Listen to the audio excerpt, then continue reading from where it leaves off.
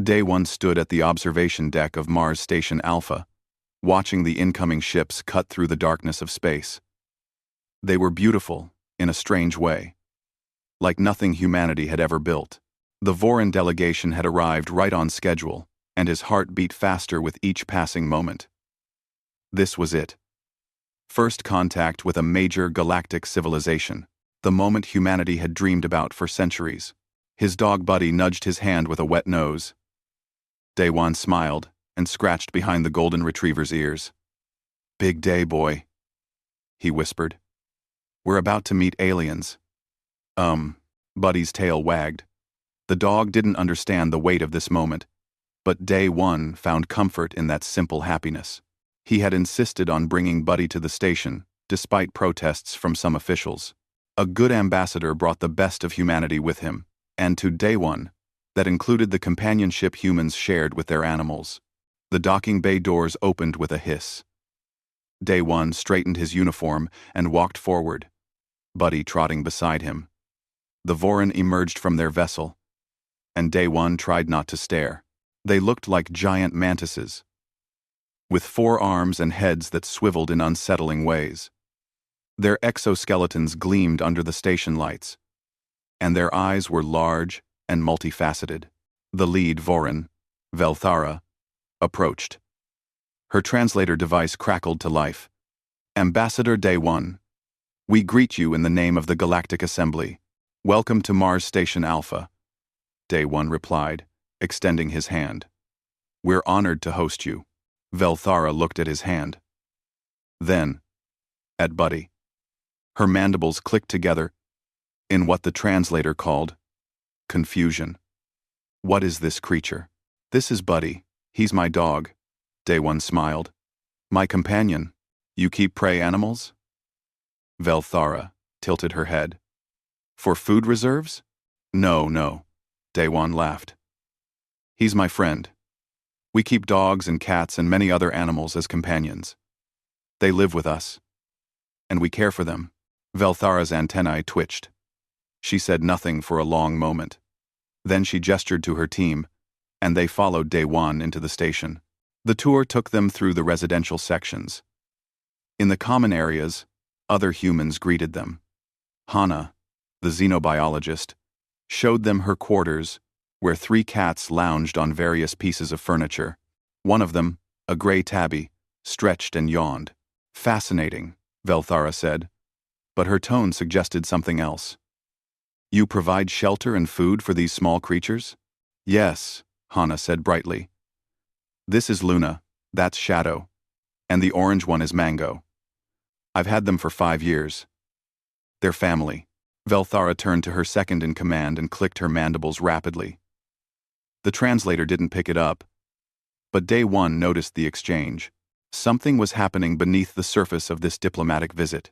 In the recreation room, Day 1 threw a ball down the corridor. Buddy raced after it, his paws skidding on the smooth floor. He brought it back, tail wagging furiously, and dropped it at Day 1's feet. The ambassador threw it again, and Buddy chased with the same enthusiasm. "You expend energy and play with this creature?" Velthara asked. "Of course.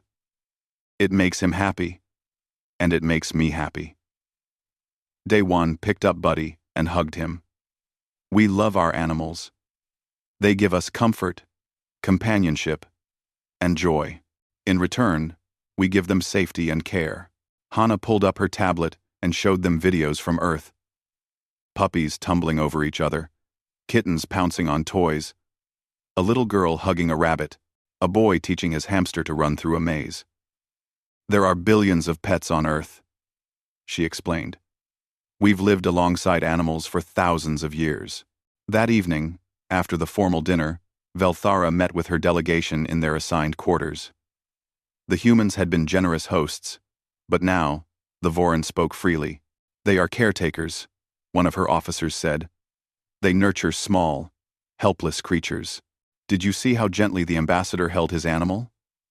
Another added. "How much time they spend caring for them?" Velthara nodded slowly. "I have seen enough. These humans are a maternal species.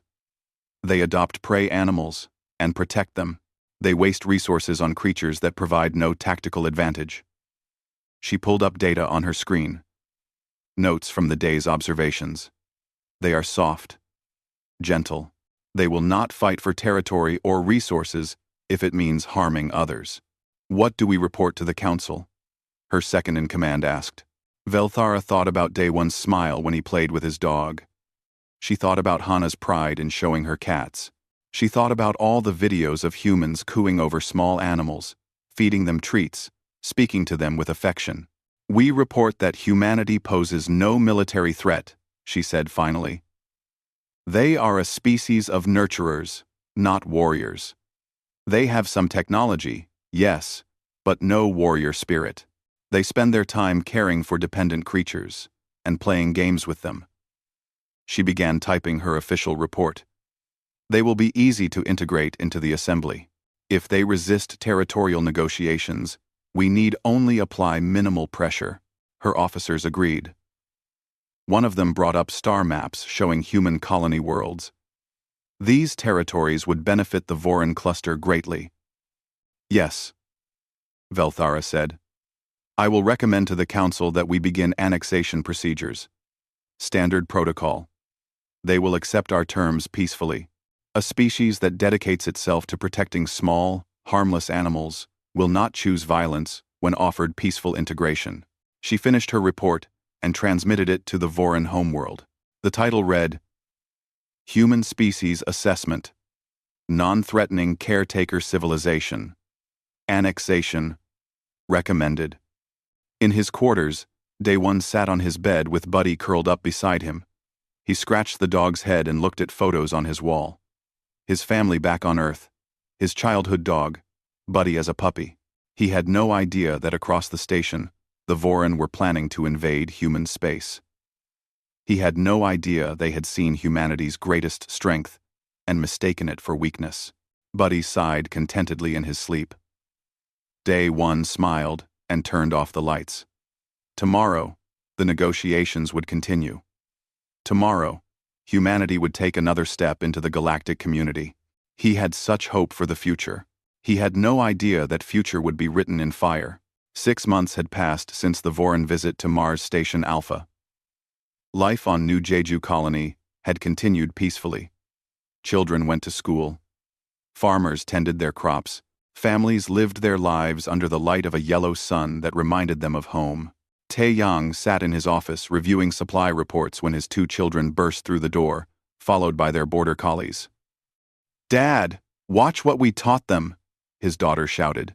The dogs performed a series of tricks, weaving between the children, jumping, spinning. Tae-yang laughed and clapped. Very good. Now go finish your homework. The children groaned but obeyed. The dogs following them out. Tae-yang returned to his work. As colony administrator, he had responsibilities. But he never regretted moving his family here. New Jeju was beautiful, peaceful. A good place to raise children. The emergency alarm shattered the peace. Tae-yang jumped to his feet and ran to the communications center. Ji-won was already there, her face pale as she stared at the screens. Unknown vessels, she said. Dozens of them. They just appeared at the edge of the system. Identification? Vorin, Ji-won said quietly. It's a battle fleet. Tae-yang's stomach dropped. Try to establish communication. Maybe there's been a mistake. Ji-won worked the controls, but before she could send a message, one came through from the Vorin fleet. The face that appeared on screen was Velthara, the same diplomat who had visited Mars Station. Colony of New Jeju, she said, her translator making her voice flat and emotionless. The Vorin cluster has determined that this territory is required for our expansion. You will cease all defensive preparations and submit to peaceful integration. You will be relocated to suitable worlds. Resistance is not advised. Tae-yang found his voice. This is our home. We've done nothing to threaten you. Why are you doing this? You are a gentle species, Velthara replied. This will be easier for everyone if you accept reality. We do not wish to harm you, but this territory is now ours. The transmission ended. Ji-won looked at Tae-yang, and he saw fear in her eyes. But he also saw something else. Determination. "What are your orders?" she asked. "Sound the evacuation alarm. Get the children and non-combatants to the underground shelters." Taeyang took a deep breath. "And activate all defense systems. All of them?" "But the Vorin don't know." "We have. Activate everything," Taeyang said firmly. "And get every able person to defensive positions. We're not giving up our home without a fight." Ji-won nodded and began issuing orders. Within minutes, the colony transformed. People who had been farmers and teachers and shopkeepers yesterday were now moving with military precision. Humanity had learned long ago to always be prepared. Every colony had defenses. Every colonist had training. In the residential district, Mayung was trying to evacuate her students when she realized she had forgotten something. She ran back to her classroom and grabbed her aquarium. The fish inside swam in circles, unaware of the danger. "I'm not leaving you," she whispered, carrying the tank carefully. A soldier tried to stop her. "Ma'am, you need to get to the shelter now. I have my students safe." "I just need to bring—" "Ma'am, those are just fish." Mayung looked at him with steel in her eyes. "They depend on me. I'm not abandoning them." She pushed past and continued to the shelter. The Vorin fleet moved closer. They were confident. Their intelligence said humans were gentle nurturers. The colony would surrender within hours. The first Vorin ship entered orbit, and the colony's defense grid opened fire. Korval, the Vorin battle commander, watched in shock as his ship's shields flared under the bombardment. "They're firing on us! I thought they were peaceful." "Return fire," his second ordered. "Suppress their weapons." The battle had begun. For 3 days, the fighting continued. The Vorin couldn't understand it. Every report said humans were soft, gentle creatures who cared for small animals. Yet here they were, fighting with a ferocity that surprised everyone. Human defenders held positions that should have fallen in hours. They used tactics that showed deep military knowledge. They didn't break. Korval finally ordered the capture of some defenders to interrogate them. Maybe they would explain this contradiction. Ji-won was among those captured. They brought her to Korval's command center. Her hands bound, but her head held high. At her home, her pit bull tank was hiding in the basement with her 2 daughters, just as she had trained them. "Why do you fight?" Korval demanded. "You are outmatched. Your people love peace. You care for small animals. Your ambassador played with his dog while we planned this. Yet you resist us with such fury. Why?" Ji-won stared at him with cold eyes. "You came to our home. You threatened to take it from us. It is just territory. We offered you relocation. No one needed to die. Our Rection. Just territory?" Ji-won's voice rose. "This is where our children play." She showed Korval a photo. 2 young girls sitting on grass, hugging a large dog with a scarred face and gentle eyes. "That's Tank. I rescued him when he was abandoned. My daughters love him. He protects them. Do you understand? We're not fighting over dirt and rocks. We're fighting for our families, for our homes, for creatures who depend on us and love us." Korval looked at the photo. The dog in it was clearly descended from a predator. Large jaws, strong body. But in the picture, it was gentle, letting the small humans climb on it. "You keep predators as pets?" he asked slowly. "We keep friends," Ji-won said. "And when our friends and families are threatened, we fight. You thought we were weak because we're gentle with those we love. You made a mistake." R1. Ji-won Sedan, Korval dismissed her and immediately contacted Velthara. "We have a problem. The humans are not what we thought. They bond with predators and teach them to be gentle, but they keep the predator instincts for themselves." On the 4th day, Earth's response fleet arrived. The Vorin fleet detected them at the edge of the system, and Korval felt something he hadn't felt in years: fear. The human ships didn't send demands or threats. They just came, fast and angry. And the battle for New Jeju entered a new phase. In her shelter, Myung fed her fish and waited with her students. Above them, in the cold darkness of space, humanity reminded the galaxy of something important. They had chosen to be gentle. That didn't mean they had forgotten how to be dangerous. And now, someone had made them choose. The war spread across 3 star systems in the first month. What the Vorin had thought would be a simple annexation had become a grinding conflict. They still didn't understand what had gone wrong. Sung-ho crouched behind rubble in what used to be a shopping district on New Jeju. His Marines were tired, running low on ammunition, but they had orders to retake this settlement. In his pocket, he carried a photo of his beagle, Toby. "Captain," his lieutenant whispered, "the Vorin have the plaza fortified. We can't push through without heavy casualties." Sung-ho looked at the photo one more time, then tucked it away. "We're not leaving our people under occupation. We go through. Pass the word tight formation, covering fire, and don't stop moving until we're inside their perimeter." "Sir." "The casualties. Would you leave Toby behind if someone took him?" Sung-ho asked quietly. The lieutenant blinked. He thought of his own cat back on Earth. "No, sir." "No, sir. Neither would I. And I won't leave these people behind either. Let's move." The assault was brutal. The Vorin defenders fought well, but Sung-ho's Marines fought like they were possessed. They advanced through fire that should have stopped them. They covered each other with a coordination born from absolute trust. 3 hours later, the settlement was liberated.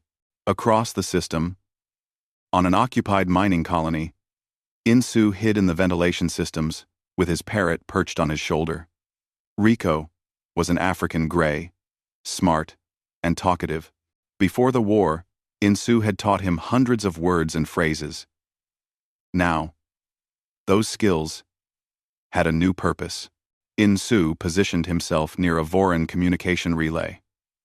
Rico listened to the clicking and chirping of Vorin speech, then perfectly mimicked it. The enemy soldiers heard what they thought was their own commander giving orders, telling them to redeploy to the north section. When they moved, Insu's resistance cell struck from the south, destroying a supply depot.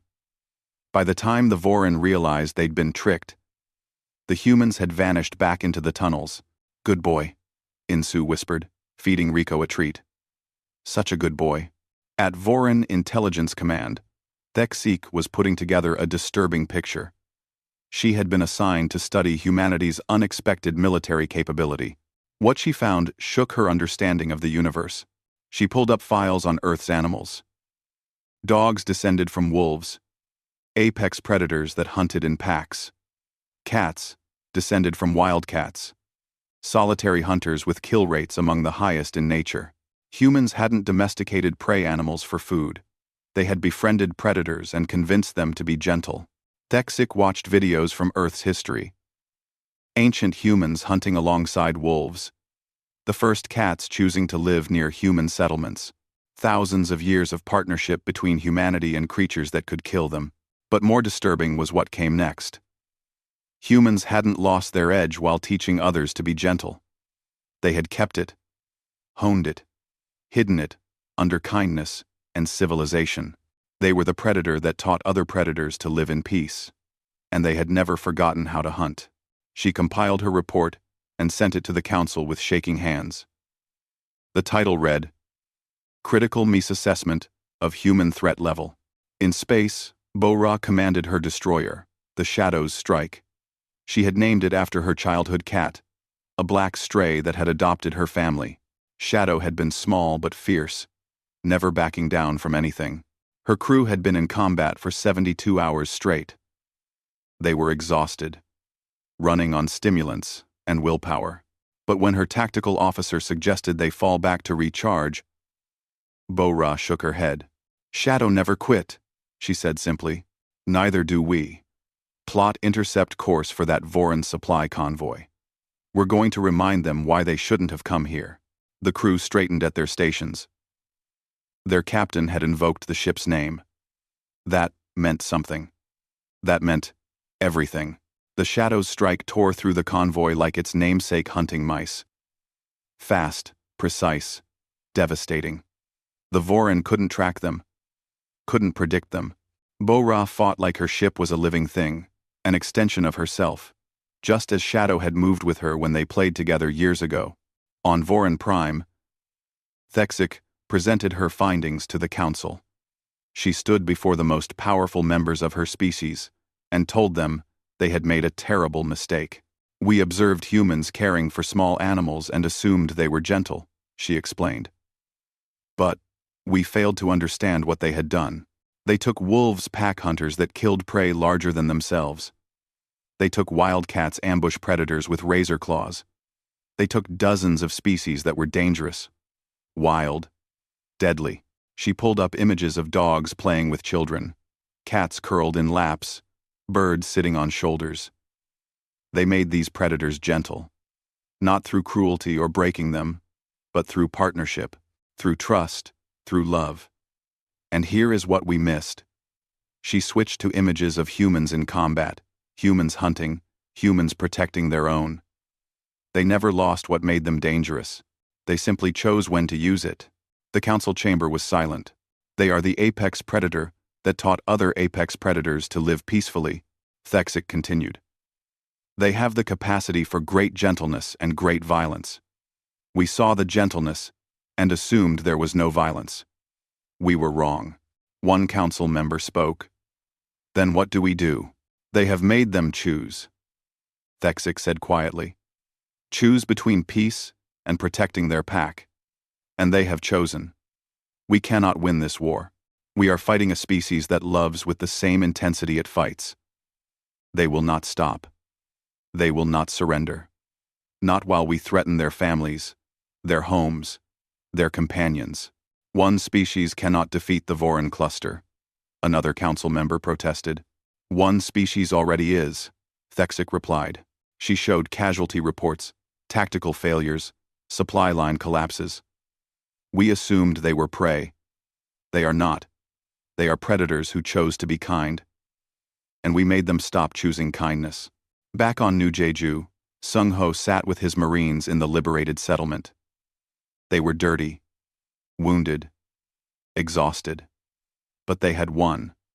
Freed civilians brought them food and water. An old man shook Sung-Ho's hand with tears in his eyes. Thank you for not leaving us, he said. Sung-Ho touched the photo in his pocket.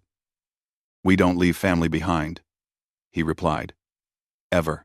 Across the war zone, thousands of humans carried similar photos, similar memories, pictures of dogs and cats, rabbits and birds, hamsters and lizards, creatures they had chosen to protect, to love, to live beside.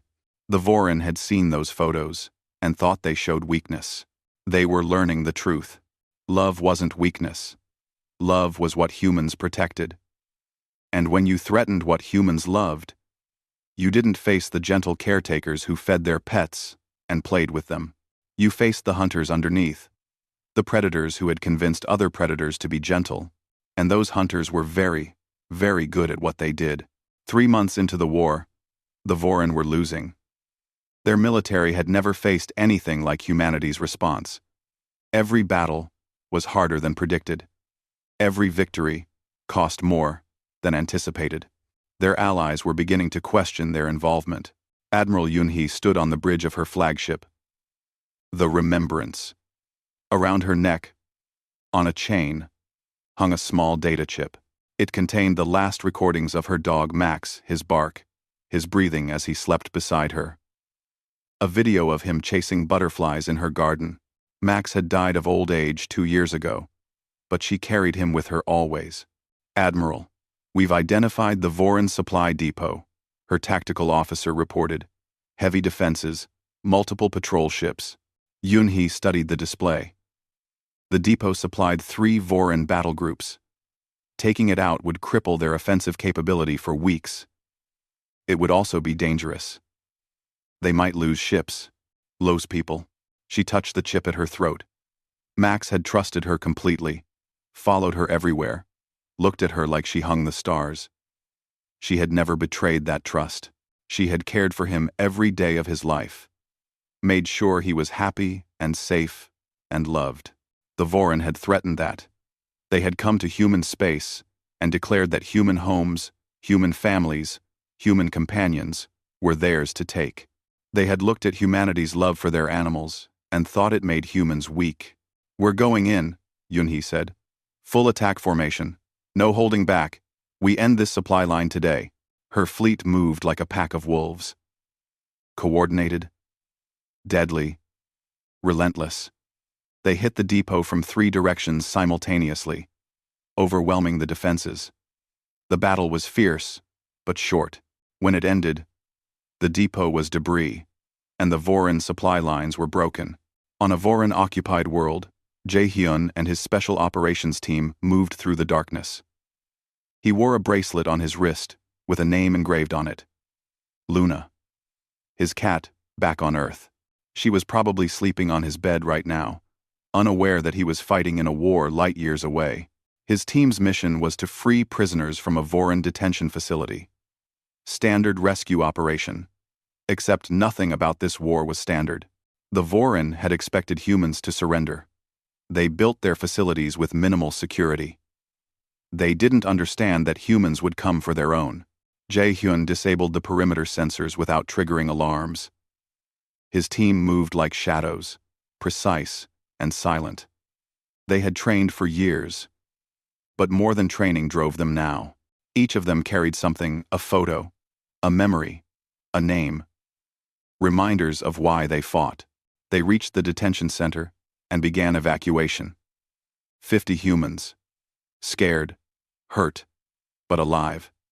Jae-hyun counted them as they filed through the escape route.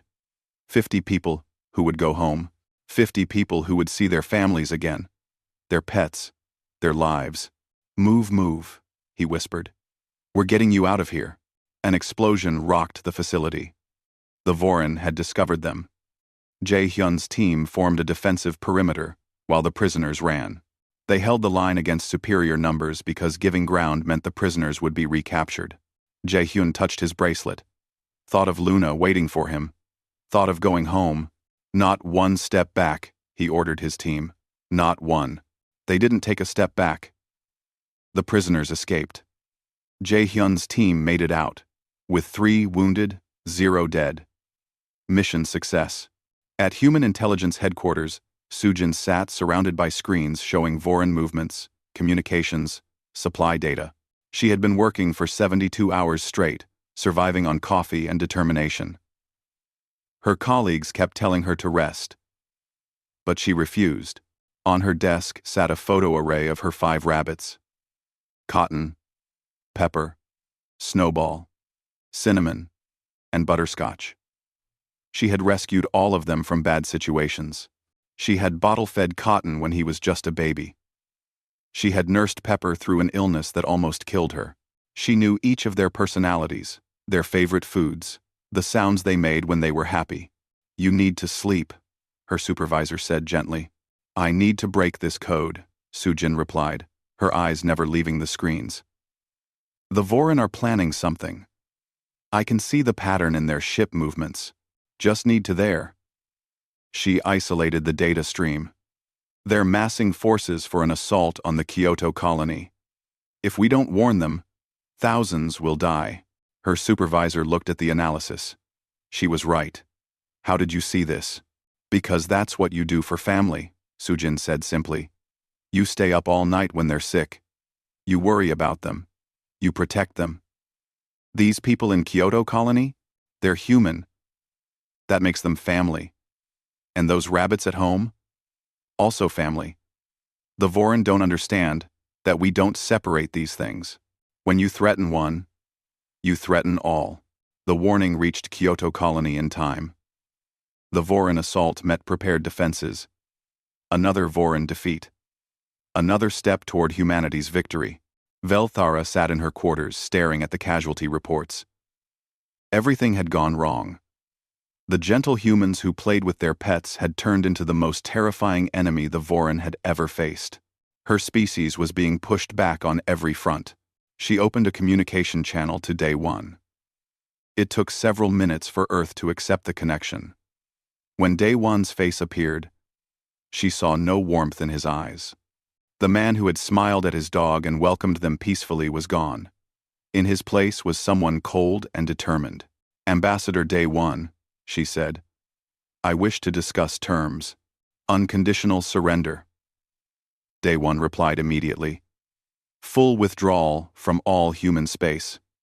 Reparations for damages. Those are our terms. Please, be reasonable. Your response has been irrational." "We only wanted territory. You saw us care for helpless creatures," Day One interrupted. "You saw us love them, protect them, dedicate ourselves to their happiness, and you thought that made us weak." He leaned forward. "You didn't understand what you were seeing. We're the species that turns wolves into lapdogs. We convinced apex predators to be gentle companions, but we never forgot how to hunt. We never lost what made us dangerous. We just chose not to use it." "I don't understand." "I know you don't," Day One said. "That's why you're losing. We are gentle by choice, not by nature. We love fiercely, and we protect what we love with the same ferocity. You threatened our homes, our families, our companions. You made us choose between peace and protection." He touched something off-screen probably, buddy.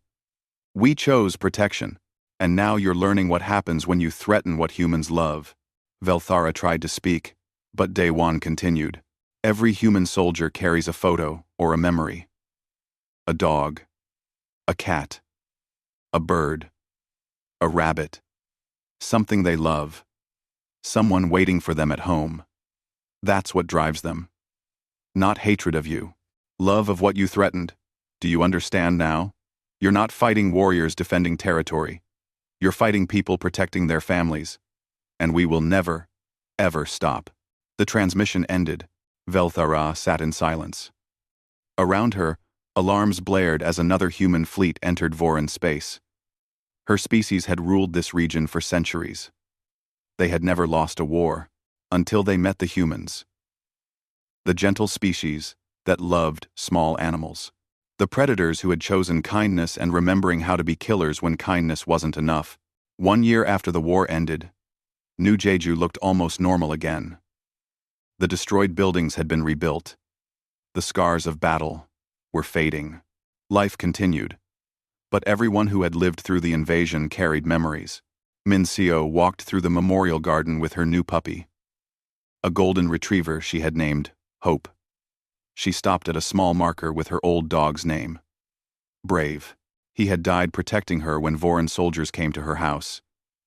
He had been old and small, but he had barked and growled and placed himself between Min Seo and danger. He had given her time to hide. She touched the marker and felt the puppy lick her hand. "You would have liked Brave," she whispered. "He was a good dog. The best dog." Nearby, workers were setting up for the official memorial ceremony. Representatives from Earth and the Galactic Assembly were coming. Even some Voran were coming. Though Min Seo wasn't sure how she felt about that. At the landing pad, Day One waited as the ships arrived. He had Buddy with him, older now but still energetic. The Galactic Assembly had sent a formal delegation to apologize and discuss reparations. Velthara was among them. When she emerged from the ship, Day One saw how much she had changed. Her movements were slower, less confident. She approached him carefully. "Ambassador Day One," she said quietly. "Thank you for allowing us to attend." Day One nodded but said nothing. Buddy sniffed at Velthara curiously, tail wagging slightly.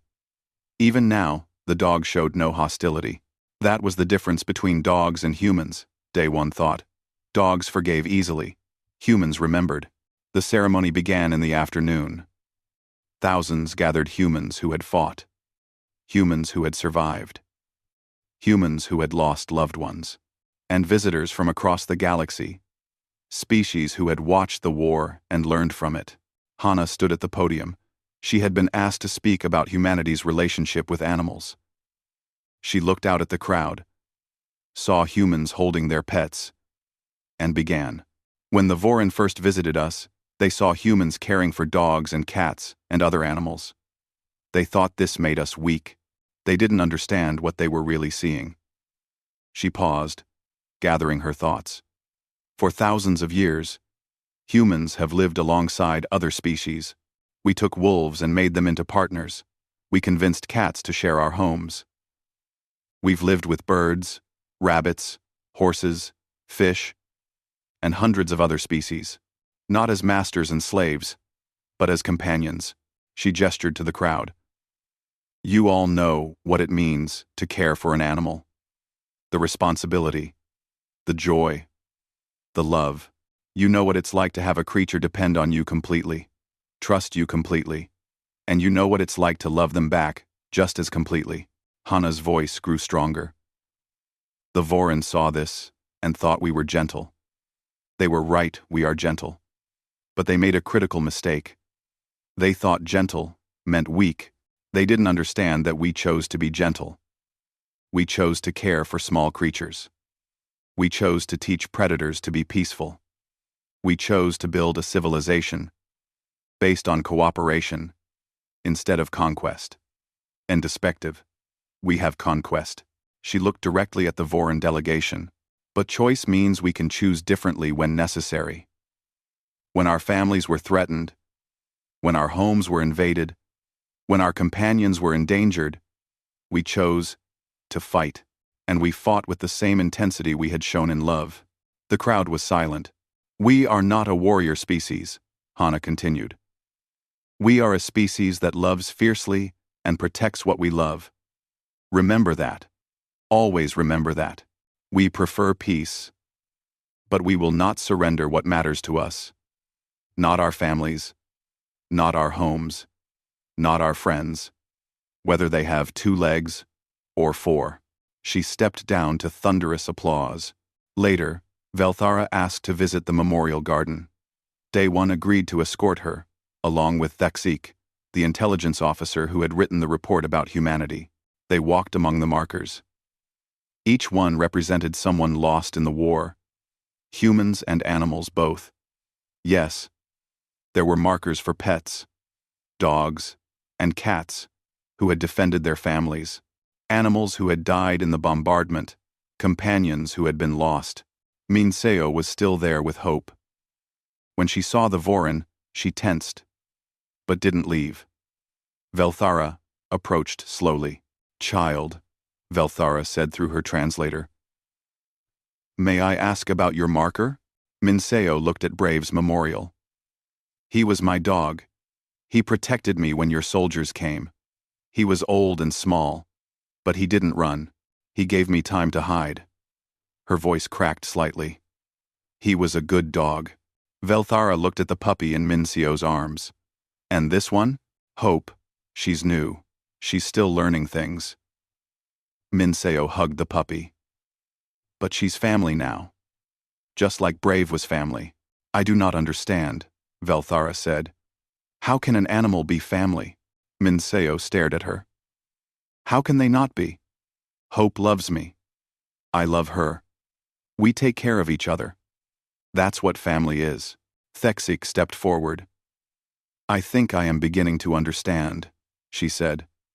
We thought bonding with animals was a simple behavior.